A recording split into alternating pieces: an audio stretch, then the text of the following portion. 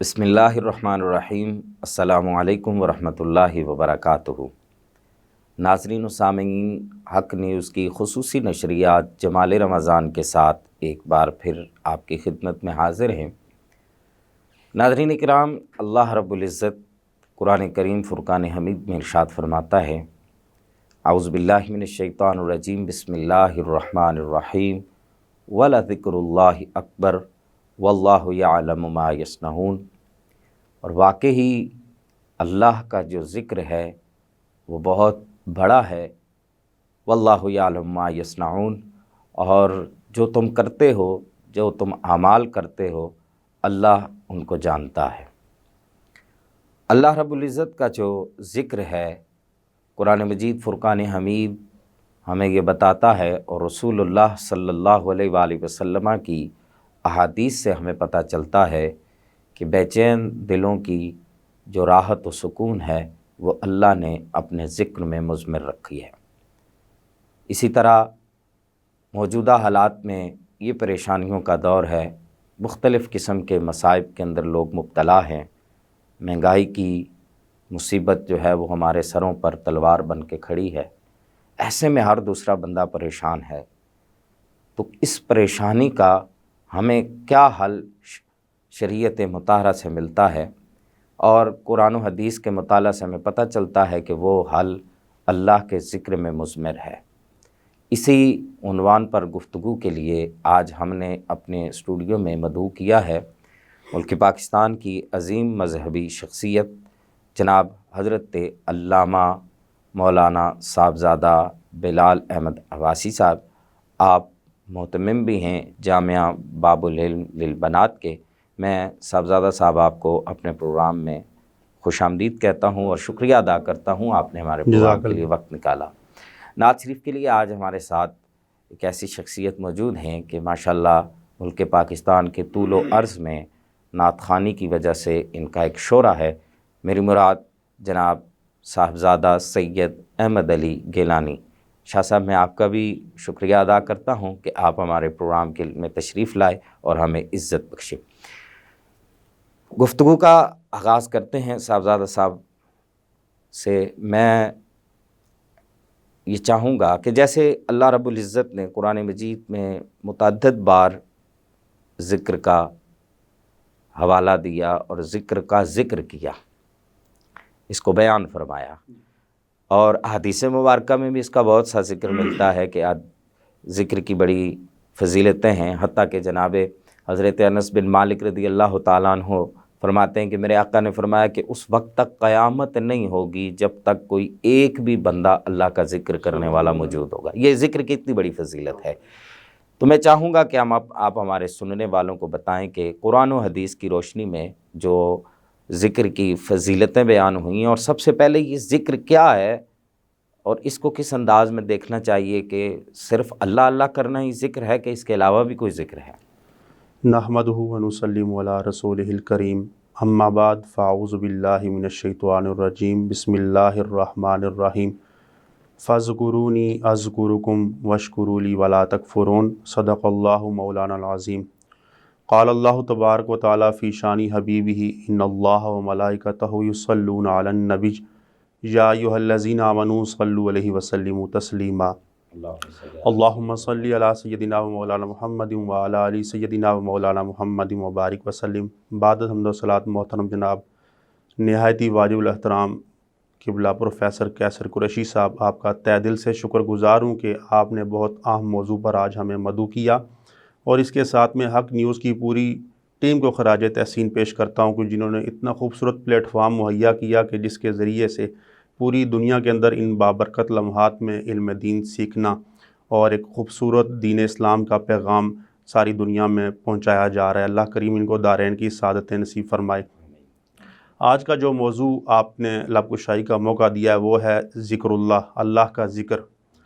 تو ذکر کے معنی یاد کرنے کے ہوتے ہیں، اور اس کا تعلق قلب کے ساتھ ہوتا ہے،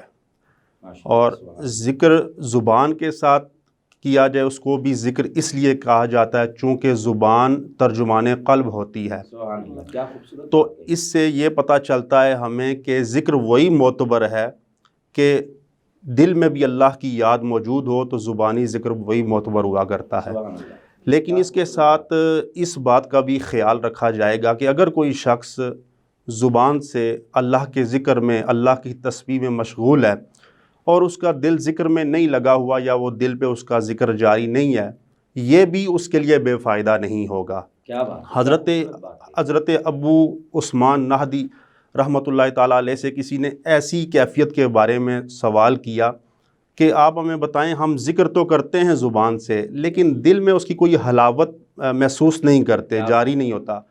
تو آپ نے فرمایا کہ آپ اس پر بھی اللہ کا شکر ادا کرو کہ جس نے تمہیں کسی ایک عضو یعنی تمہاری زبان کو تو اپنی طاعت میں لگایا ہوا ہے، اپنے ذکر میں لگایا ہوا ہے، اپنی فکر میں لگایا ہوا ہے۔ تو شیخ قرطبی رحمۃ اللہ تعالیٰ علیہ فرماتے ہیں کہ ذکر کے بے شمار فضائل ہیں، بے شمار۔ یہ بھی ایک فضیلت کچھ کم نہیں ہے کہ بندہ اللہ کو یاد کرتا ہے اور اللہ اپنے بندے کو یاد فرماتا ہے۔ کیا بات ہے، کتنی خوبصورت اللہ پاک نے یہ اعزاز رکھا ہوا ہے کہ جو بندہ اللہ کو یاد کرتا ہے، اللہ کا ذکر کرتا ہے، اللہ کی وحدانیت کا اقرار کرتا ہے، تو اللہ کریم بھی اپنے بندے کو یاد فرماتا ہے۔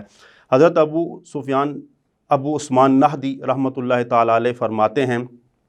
کہ مجھے ایسی سات کے بارے میں معلوم ہے کہ جس وقت اللہ کریم ہمیں یاد فرماتا ہے۔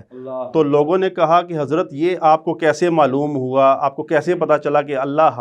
ہمیں کس وقت یاد فرماتا ہے؟ تو آپ نے فرمایا کہ قرآن پاک کی وہ آیت اور وہ پیغام اس پر دلیل ہے کہ فَاذْكُرُونِي أَذْكُرُكُمْ۔ اللہ پاک فرماتا ہے کہ تم مجھے یاد کرتے ہو تو میں تمہیں یاد کرتا ہوں۔ تو قرآن کے اس وعدے کے مطابق جب بندہ اللہ کو یاد کرتا ہے تو ہم سب کے لیے یہ بات سمجھنا بہت آسان ہو گئی ہے کہ اللہ کریم بھی اس وقت بندے کو یاد فرما رہا ہوتا ہے۔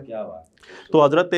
ابو ذنون مصری رحمۃ اللہ تعالیٰ علیہ فرماتے ہیں کہ جب بندہ اللہ کا ذکر کرتا ہے حقیقی طور پر تو وہ دنیا کی ساری چیزوں، دنیا کی ساری حسرتوں، دنیا کی ساری لذتوں کو پیچھے چھوڑ دیتا ہے۔ جب اس کو اللہ کے ذکر کی لذت محسوس ہوتی ہے پھر کسی چیز کو وہ اللہ کے ذکر کے اوپر اہمیت نہیں دیتا ہے، وہ اللہ کے اتنا قریب چلا جاتا ہے کہ پھر اللہ اس کے قریب آ جایا کرتا ہے، وہ اللہ کو یاد کرتا ہے، اللہ اسے یاد فرماتا ہے۔ حضرت معاذ رضی اللہ تعالیٰ عنہ فرماتے ہیں جب کوئی بندہ حقیقی طور پر اللہ کا ذکر کرتا ہے تو وہ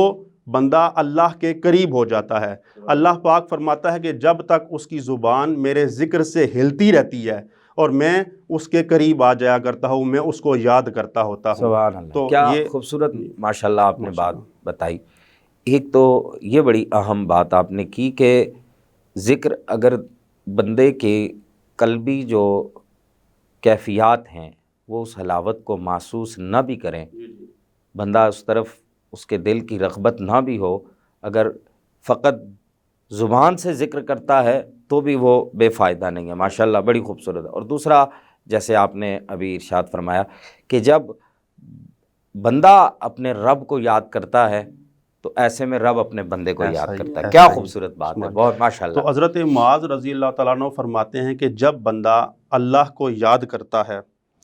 تو اس کو یہ انعام حاصل ہوتا ہے، اللہ پاک اس کو یہ اعزاز عطا فرماتا ہے جب وہ اللہ کی وحدانیت کا اقرار کرتا ہے، اپنی زبان سے لا الہ الا اللہ کہتا ہے۔ ویسے تو ہر عمل بہت معتبر ہے، بہت عظمت والا ہے، بہت شان والا ہے، لیکن اللہ کے ذکر کی یہ فضیلت ہے اور یہ برکت ہے کہ اللہ پاک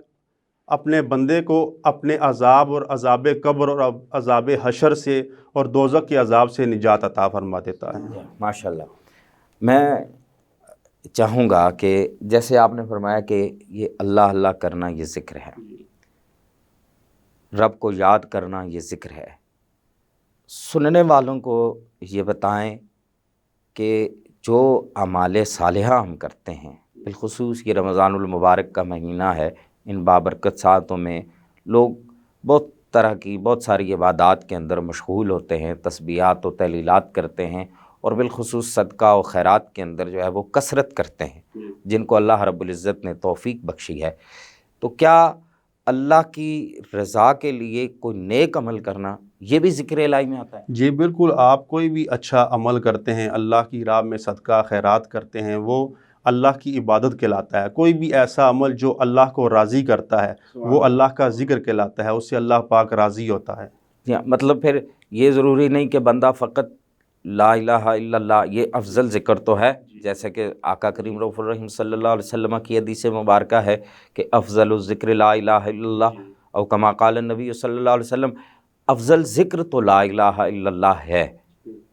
لیکن اس کے علاوہ ہم جو کرتے ہیں اس کا مطلب یہ ہے کہ یہ باقی اعمال صالحہ جو ہیں یہ بھی اللہ کے ذکر میں آتے ہیں۔ اس کا مطلب ہے بندہ جب بھی اللہ کی رضا کے لیے کوئی نیک کام کرے اس سے اس کو دل کا سکون اور اطمینان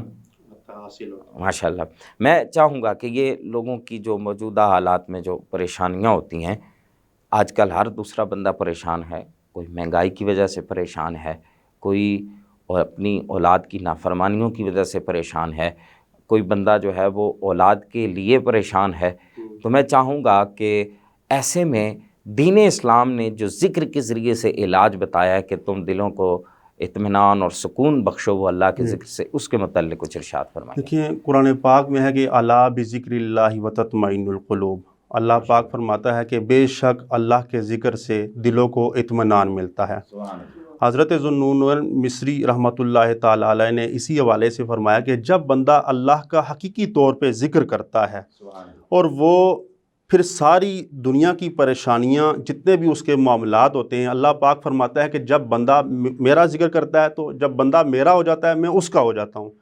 پھر اس کے جتنے بھی مشکلات ہیں، پریشانیاں، اس کے جو معاملات ہیں، بندہ اللہ کے ذکر میں لگ جاتا ہے، اللہ بندے کے کاموں میں لگ جاتا ہے، اس کے ساری مشکلات، ساری پریشانیوں کو اللہ پاک اپنے ذمہ لے لیا کرتا ہے۔ سبحان یہ اللہ، ذکر کی برکت ہے۔ کیا خوبصورت بات کہی ماشاءاللہ آپ نے، کہ بندہ جو ہے وہ اللہ کے ذکر میں مشغول ہوتا ہے تو اللہ بندے کے کام جو ہے وہ آسان کر دیتا ہے۔ میں صاحبزادہ صاحب میں چاہوں گا کہ یہ تو آپ نے بتایا کہ بندہ چلتے پھرتے اللہ کا ذکر کرتا رہے، ہماری اس امت کے لیے آقا کریم رؤوف الرحیم صلی اللہ علیہ وسلم کی نسبت کی وجہ سے اللہ رب العزت کا ایک خاص کرم ہے، احسان ہے، وہ یہ ہے کہ اللہ رب العزت نے نیکی کی نیت کرنے پر بھی ہمارے لیے اجر رکھا ہے، اور برائی جب تک ہم کرتے نہیں وہ لکھی نہیں جاتی۔ تو اس کے متعلق لوگوں کو کچھ بتائیں کہ بندے کے دل میں اس کا ارادہ اور وہ اگر اچھا ہو تو بھی اس کو ثمرہ مل سکتا ہے۔ ایسا ہی ہے، جیسا کہ آپ نے بڑی خوبصورت بات کی ہے کہ اللہ پاک نے اپنے بندے کو، بندہ مومن کو یہ اعزاز عطا فرمایا ہوا ہے کہ جب بندہ کسی اچھے کام کی نیت کرتا ہے اور وہ اس کو کسی وجہ سے کر نہیں پاتا، لیکن اس اچھی نیت کی وجہ سے اللہ پاک اس کو بہت بلند مرتبہ، مقام اور اعزاز عطا فرماتا ہے اور اس کا اجر عطا فرماتا ہے اس کو، اور اس کے بدلے میں انسان کسی گناہ کی نیت کرتا ہے، فرشتے لکھنے چاہتے ہیں لیکن اللہ پاک فرماتا ہے کہ اے میرے فرشتوں ابھی رک جاؤ، ابھی میرے بندے نے ارادہ ہی کیا ہے، ابھی اس نے گناہ کیا تو نہیں ہے، ابھی وہ گناہ کرے گا، ہو سکتا ہے کہ وہ اس گناہ سے پیچھے ہٹ جائے، نہ کرے، ابھی اس کا نہ لکھنا۔ حتیٰ کہ اب دیکھیں اللہ پاک اپنے بندے سے کتنا پیار کرتا ہے کہ جب وہ بندے سے خطا ہو بھی جاتی ہے پھر بھی جب فرشتے لکھنے لگتے ہیں تو اللہ پاک فرماتا ہے کہ تھوڑا سا رک جاؤ، ہو سکتا ہے کہ میرے بندے کو توبہ کی توفیق نصیب ہو جائے اور وہ میری بارگاہ میں آ جائے، آنسو بہا دے، میری بارگاہ میں توبہ کرے، میرے خوف سے ڈر جائے، مجھ سے توبہ کرے اور میں اس کو معاف کر دوں۔ سبحان اللہ، کیا خوبصورت بات کہی کہ اللہ رب العزت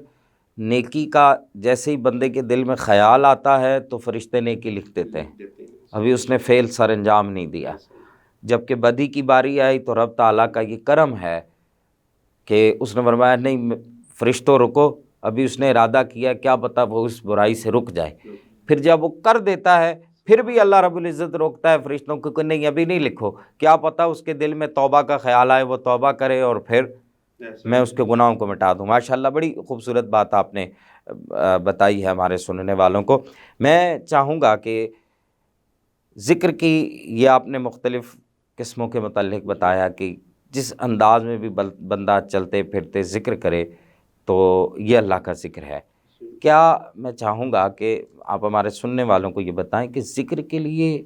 کوئی وقت خاص کرنا یہ ضروری ہے؟ ذکر کے لیے کوئی وقت خاص مقرر نہیں ہے، جب انسان، حالانکہ ایک ہوتا ہے خشوع و خضوع کے ساتھ، جیسا کہ شروع میں ذکر کیا کہ اگر کوئی بندہ صرف زبان سے بھی ذکر کرتا ہے تو تفسیر قرطبی میں لکھا ہوا ہے تو یہ بھی اس کے لیے بے فائدہ نہیں ہوتا، حالانکہ اس کا دل ذکر میں نہیں لگا ہوا، وہ اپنے کسی کام کاج میں مصروف ہے، اپنا دنیا کا کوئی کام کر رہا ہے، کوئی گھریلو کام کر رہا ہے، کوئی آفس ورکنگ کر رہا ہے، لیکن اس کے ساتھ ساتھ وہ اپنی زبان کو اللہ کے ذکر سے جاری رکھتا ہے، کام وہ اپنا کر رہا ہے لیکن اس کی زبان اللہ کے ذکر سے تر ہو رہی ہے، تو امام قرطبی فرماتے ہیں کہ یہ بھی اس کا بے فائدہ نہیں ہے۔ اگر کوئی خشوع و خضوع کے ساتھ کرتا ہے ذکر اور پوری توجہ کے ساتھ، وہ نور اللہ ورا الورا ہے اس کے کیا لیے۔ بات ہے، ماشاء اللہ۔ ناظرین اکرام، گفتگو کا یہ سلسلہ جاری رہے گا،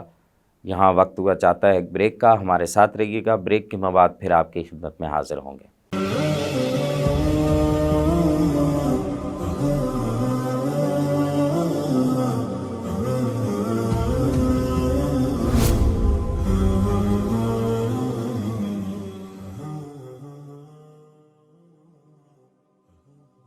ناظرین کرام، بریک کے بعد ایک بار پھر آپ کی خدمت میں حاضر ہیں۔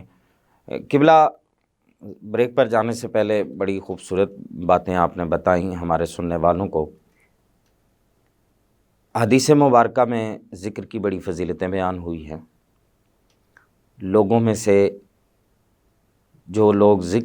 اللہ کے ذکر میں مشغول رہتے ہیں، میں چاہوں گا کہ حدیث مبارکہ میں ان کا کیا مقام و مرتبہ بیان کیا گیا، اس کے متعلق کچھ ارشاد فرمائیں۔ بسم اللہ الرحمن الرحیم۔ حضرت ابو ہریرہ رضی اللہ تعالیٰ عنہ سے روایت ہے، بخاری شریف کی حدیث مبارکہ ہے۔ آپ فرماتے ہیں کہ نبی پاک صلی اللہ علیہ وآلہ وسلم سے دریافت کیا کہ یا رسول اللہ صلی اللہ علیہ وآلہ وسلم، ہمیں بتائیے کہ سب سے خوش بخت انسان کون ہے، اور سب سے اعلیٰ بخت والا انسان کون ہے، اور ایسا انسان کون ہے کہ جس کو آپ کی شفاعت نصیب ہوگی۔ رسول اللہ صلی اللہ علیہ وآلہ وسلم نے فرمایا کہ اس سوال اور تمہاری جو احادیث کے متعلق تمہاری جو حرص ہے، مجھے اس بات کا گمان تھا اور مجھے پتہ تھا کہ تم سے پہلے یہ سوال مجھ سے کوئی بھی نہیں پوچھے گا۔ تو یہ فرما کر حضور پاک صلی اللہ علیہ وسلم نے سوال کا جواب دیا کہ اے ابو ہریرہ، سب سے زیادہ خوش بخت انسان وہ ہوگا اور میری شفاعت اسے ملے گی جو کبھی خلوص نیت کے ساتھ ایک مرتبہ لا الہ الا اللہ، اللہ کا ذکر، اللہ کی وحدانیت کا اقرار کرے گا۔ اب دیکھیں کہ جو ایک دفعہ خلوص نیت کے ساتھ لا الہ الا اللہ کہے تو نبی پاک صاحب الاولاق صلی اللہ علیہ وسلم فرماتے ہیں کہ وہ سب سے اعلیٰ نصیب خوش بخت انسان ہے اور اس کو میری شفاعت نصیب ہوگی۔ تو ان احباب اور ان بندہ مومن کے نصیب پر ہم قربان جائیں کہ جن کی ساری زندگی اللہ اللہ کرتے ہوئے اور لا الہ الا اللہ کی مالا جپتے ہوئے گزر۔ سبحان اللہ، ماشاء اللہ، بڑی خوبصورت بات کہ بندہ، یہ جناب حضرت ابو ہریرہ پوچھ رہے ہیں میری سرکار سے، تو سرکار فرما رہے ہیں کہ جو بندہ صدق کے دل کے ساتھ ذکر کرے گا وہ میری شفاعت کا بھی مستحق ہوگا اور وہ لوگوں میں سب سے اچھا بھی ہے۔ ماشاءاللہ، کیا خوبصورت بات کہی۔ میں چاہوں گا کہ ہمارے سلف صالحین کے جو ہر وقت ان کی صبح و شام جو ہے وہ ذکر الہی میں وہ مشغول رہتے تھے، تو میں چاہوں گا کہ اس حوالے سے جو ہمارے سلف صالحین کا طریقہ رہا ہے کہ وہ کس انداز میں ذکر الہی میں مشغول رہتے تھے، اور پھر کون سا ذکر ہے جو ہمیں زیادہ سے زیادہ کرنا چاہیے۔ ہاں، چونکہ بات افضل ذکر کی چاہ رہی ہے تو اسی حوالے سے میں بیان کروں کہ حضرت شیخ ابو یزید قرطبی رحمۃ اللہ تعالیٰ علیہ فرماتے ہیں کہ میں نے سن رکھا تھا کہ 70,000 مرتبہ جو شخص کلمہ شریف پڑھے گا اللہ پاک اس کو دوزخ کی آگ سے نجات عطا فرما دے گا۔ آپ فرماتے ہیں کہ یہ میں نے سنا تھا اور پھر میں نے 70,000 مرتبہ اپنی اہلیہ کے اصالِ ثواب کے لیے پڑھ لیا، اور اس کے علاوہ میں نے بہت سارے نصاب یعنی کہ 70,000 مرتبہ پڑھ کے میں نے اپنے لیے توشہ آخرت بنا لیے۔ آپ فرماتے ہیں کہ ہمارے قریب ایک نوجوان رہتا تھا، لڑکا، جس کے بارے میں یہ مشہور تھا کہ یہ صاحب کشف ہے اور اس کو جنت اور دوزخ کا کشف ہوتا ہے۔ آپ فرماتے ہیں کہ ایک مرتبہ وہ ہمارے دسترخوان پر موجود تھا اور جب میں نے یہ بات سنی کہ یہ فلاں لڑکا صاحب کشف ہے، تو آپ فرماتے ہیں کہ مجھے اس کی سند میں کچھ تردد تھا، لیکن ایک مرتبہ جب وہ ہمارے دسترخوان پر موجود تھا تو دوران کھانا تناول فرمانے کے دوران اس نے ایک زوردار چیخ ماری، اس کا رنگ سرد پڑ گیا اور اس کے چہرے پر پریشانی کے آثار نمودار ہو گئے اور وہ ہائے ماں پکارنے لگا۔ حضرت نے اس سے پوچھا کہ اے نوجوان، تجھے کیا مسئلہ ہو گیا؟ تو اس نے کہا کہ مجھے ابھی دکھایا گیا ہے اور میں نے دیکھا کہ میری ماں دوزخ کے عذاب میں جل رہی ہے، اور مجھے یہ بتایا گیا کہ میری ماں کو عذاب ہو رہا ہے، تو میں اپنی ماں کی وہ حالت دیکھ کر پریشان ہو گیا ہوں۔ تو حضرت شیخ قرطبی رحمۃ اللہ تعالیٰ علیہ فرماتے ہیں کہ میں نے دل ہی دل میں یہ سوچا کہ آج مجھے اس بات کی تصدیق ہو جائے گی کیا واقعی یہ صاحب کشف ہے یا نہیں ہے۔ آپ کہتے ہیں جو میں نے نصاب پڑھ کے اپنے لیے توشہ آخرت بنائے ہوئے تھے، ان میں سے ایک نصاب یعنی کہ 70,000 مرتبہ میں نے دل ہی دل میں اللہ کے ساتھ نیت کی کہ میں اس کی والدہ کے اس سال ثواب کے لیے بخش دیتا ہوں۔ آپ فرماتے ہیں کہ میرے اور اللہ کے درمیان یہ معاملہ ہوا، اس کا کسی کو علم نہیں تھا کہ میں نے یہ نصاب پڑھے ہوں، یا اس بات کا بھی کسی کو علم نہیں تھا کہ میں نے اس کی ماں کو سال ثواب کیا۔ سبحان اللہ، کیا بات، چند ہی لمحات گزرے تو اس نوجوان کے چہرے پر خوشی کے آثار نمودار ہو گئے۔ سبحان اللہ۔ آپ نے پوچھا کہ اب کیا معاملہ ہوا؟ اس نے کہا کہ ابھی میں اپنی ماں کو دوزخ کے آگ سے نجات پاتا ہوا دیکھا، اور ابھی وہ جنت کے باغوں میں سیر کر فرما رہی ہے۔ تو آپ فرماتے ہیں شیخ قرطبی رحمۃ اللہ تعالیٰ علیہ کہ اس واقعے سے مجھے دو باتوں کی تصدیق ہوگی۔ ایک تو جو لڑکے کے بارے میں نے سن رکھا تھا کہ جو 70,000 مرتبہ کلمہ شریف پڑھے اس کو دوزخ کی آگ سے نجات ملتی ہے، اس بات کی تصدیق ہوگی۔ اور دوسرا اس بات سے مجھے تصدیق ہوگی کہ جو اس لڑکے کے بارے میں مشہور ہے کہ یہ صاحب کشف ہے، مجھے اس بات کی بھی تصدیق ہوگی کہ یہ بھی بات سچ ہے۔ کلمہ شریف کی برکت دیکھیں کہ جو ایک مرتبہ 70,000 مرتبہ پڑھ لیتا ہے، اللہ پاک اس کو یہ انعام عطا فرماتا ہے کہ دوزخ کی آگ سے اس کو نجات مل جاتی ہے۔ جو ساری زندگی اللہ کے ذکر میں گزارتے ہیں ان کا مقام و مرتبہ کے عالم کیا ہوگا۔ ماشاءاللہ، سبحان اللہ، بڑی خوبصورت بات کہی۔ اس سے آپ نے جو بات بیان کی، ایک تو آپ کی بات سے یہ معنی اور مفہوم نکلتا ہے کہ اس واقعے سے ہمیں یہ بھی پتہ چلتا ہے کہ جب ہم اپنے کسی پیارے کے لیے جو دنیا سے رخصت ہو جائیں ان کے لیے ذکر کی محفل کرتے ہیں، اللہ اور اس کے رسول کا ذکر کرتے ہیں، اس کے ایصال ثواب کے لیے، تو یہ اس کو فائدہ دیتا ہے۔ ماشاءاللہ، بڑی خوبصورت بات آپ نے بیان کی۔ علامہ مختصر وقت ہے، میں چاہوں گا کہ آپ ذکر کے حوالے سے مختصر وقت میں اگر چاہیں تو ہمارے سننے والوں کو حدیث مبارکہ کی روشنی میں، قرآن کی روشنی میں کوئی پیغام دینا چاہیں تو وہ۔ جی، ایک حدیث میں انشاءاللہ اختصار کے ساتھ پیش کروں گا۔ نسائی شریف کی حدیث ہے، حضرت ابو سعید خدری رحمۃ اللہ تعالیٰ علیہ رضی اللہ تعالیٰ عنہ، آپ فرماتے ہیں کہ میں نے نبی پاک صلی اللہ علیہ وسلم سے سنا، آپ نے فرمایا کہ ایک مرتبہ حضرت موسیٰ علی نبینا علیہ الصلاۃ والسلام، ان کے بارے میں یہ ہے کہ آپ نے اللہ سے ہم کلام ہوئے اور کہا کہ اے میرے پاک پروردگار، مجھے کوئی ایسا ورد تعلیم کیجئے کہ جس سے میں آپ کو پکارا کروں۔ تو اللہ کریم نے کہا کہ اے میرے پیارے موسیٰ، میرے نبی، تم لا الہ الا اللہ کہا کرو۔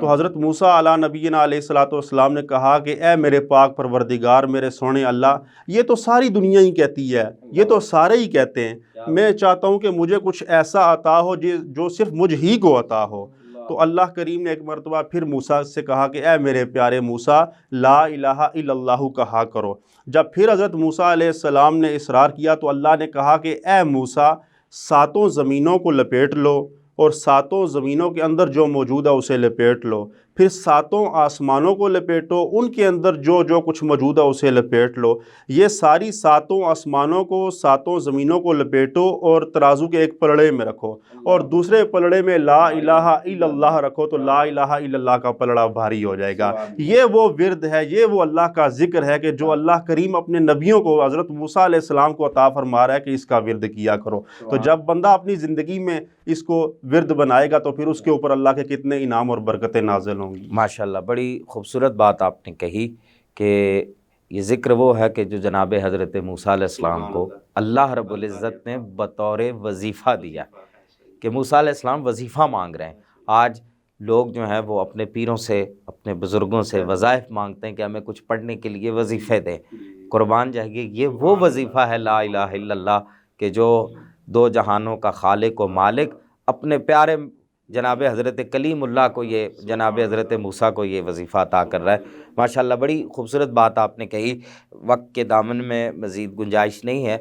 میں آپ کا تہ دل سے مشکور ہوں کہ آپ نے اس بڑے خوبصورت موضوع پر بڑی خوبصورت گفتگو فرمائی۔ اب چونکہ وقت ہوا چاہتا ہے نعت شریف کا، ہمارے ساتھ سید احمد علی گیلانی شاہ صاحب آپ موجود ہیں۔ شاہ صاحب نعت پیش فرماتے ہیں۔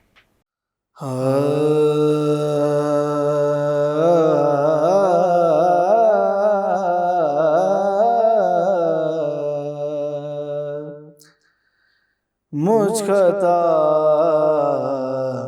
کار سا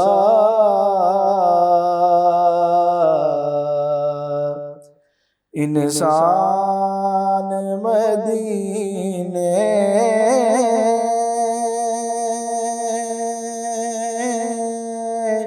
میں رہے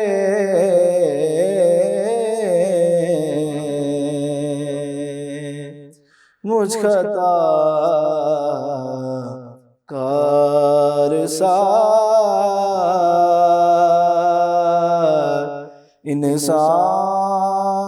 مدینے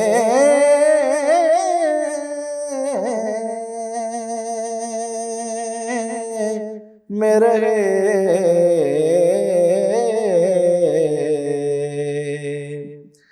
بن کے سرکار کا مہمان مدینے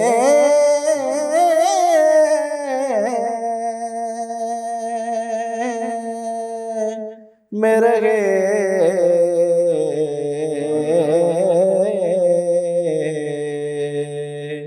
بن کے سرکار کا مہمان مدینے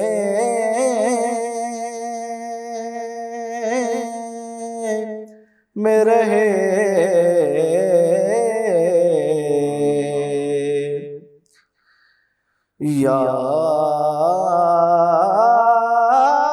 یاد آتی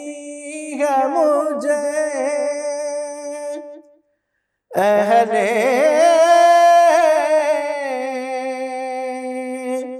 مدینہ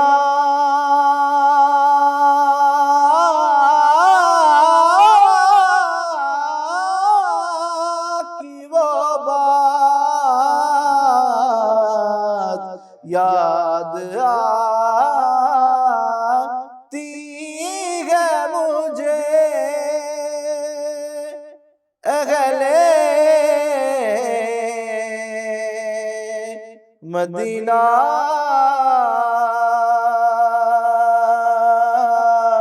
کی وہ بات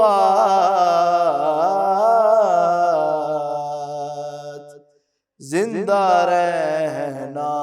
ہو تو انسان مدینے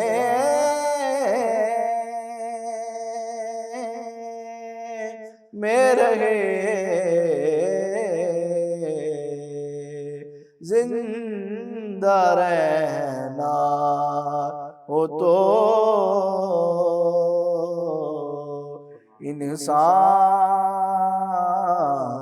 انسان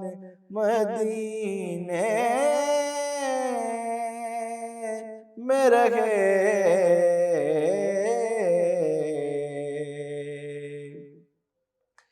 یوں ادا کرتے ہیں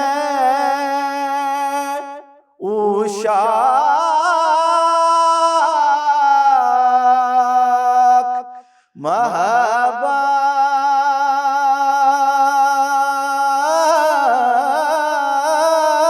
کی نماز یوں ادا کرتے ہیں عشاق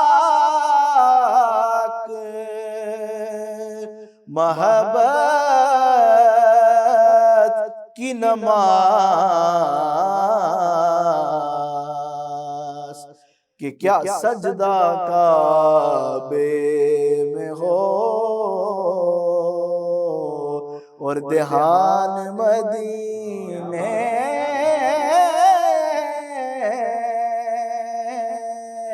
میں رہے سجدہ کعبے میں ہو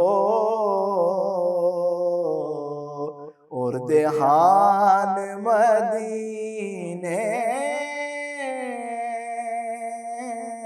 میں رہے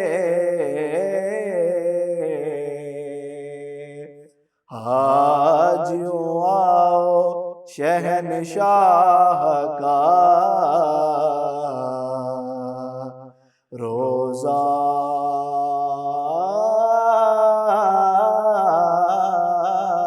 دیکھو حاجیوں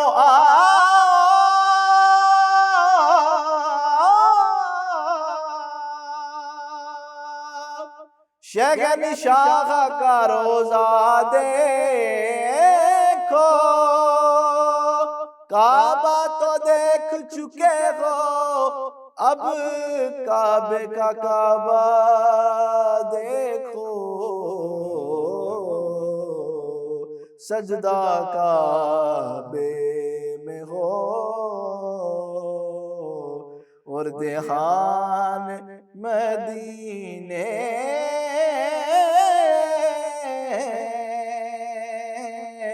میں رہے مسکتا کارسار انسان مدینے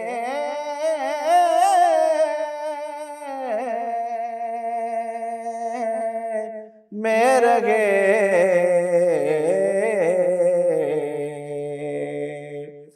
چھوڑ آیا ہوں دل و جان یہ کہہ کر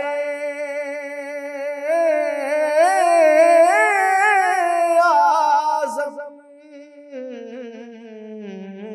چھوڑ آیا ہوں دل و جان یہ کہہ کر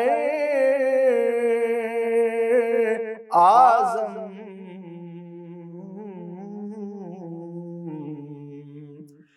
کہ آ رہا ہوں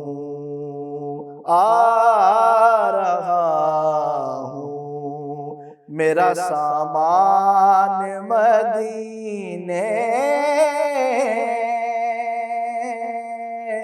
میں رہے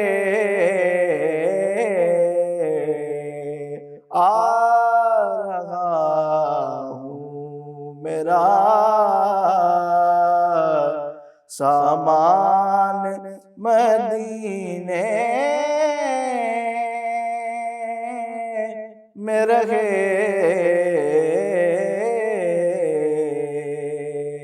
مسکتا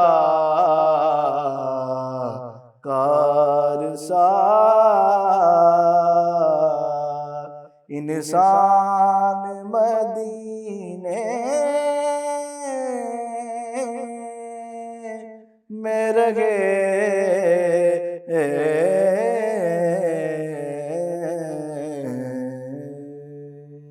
ماشاءاللہ بڑا خوبصورت کلام، بڑا خوبصورت انداز۔ اللہ رب العزت آپ کے ذوق میں، آپ کی آواز میں مزید برکتیں عطا فرمائے۔ آخر میں اپنے دونوں مہمانوں کا ایک بار پھر تہہ دل سے مشکور ہوں کہ آپ نے ہمارے پروگرام کے لیے وقت نکالا۔ ناظرین اکرام، اسی کے ساتھ ہی آج کے پروگرام کا وقت ختم ہوا چاہتا ہے۔ اگلے پروگرام میں انشاءاللہ پھر آپ کی خدمت میں حاضر ہوں گے۔ تب تک کے لیے اجازت دیجیے۔ اللہ حافظ۔